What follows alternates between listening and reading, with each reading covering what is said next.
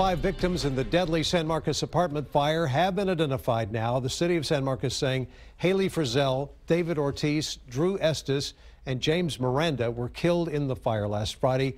The first 3 were all students at Texas State University. Miranda was not affiliated with the university, and right now, Belinda Moats is still considered missing. All 5 victims were found in the building 500 at the iconic Village Apartments, and this morning, KXAN's Lauren Landman received details about the latest inspection of that building. She has new details from San Marcos.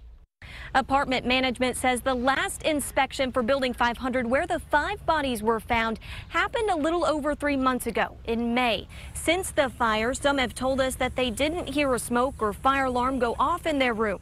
They were only made aware of what was happening when someone knocked on their door or heard screams outside. Some tenants even saying they've complained to management about their smoke alarms. The apartment complex didn't address those questions we had, but did send a statement. Management says there's a smoke detector in every unit, and if there is more than 1 bedroom, they've placed one in each bedroom, as well as in the hallways. They say every smoke detector in every unit is inspected at the time a tenant moves in and on a regular basis. Fire investigators are now looking to see how many of those smoke detectors were working at the time of the fire. The apartment also says there are fire extinguishers located in the breezeways of the apartment complex and various other locations. As for inspections on those, the apartment claims that happened in January. In San Marcos, Lauren Landman, KXAN News.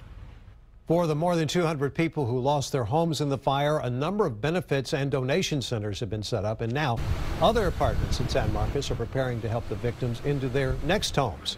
The Summit apartment complex is offering to waive all of the application and deposit fees to the victims of the fire.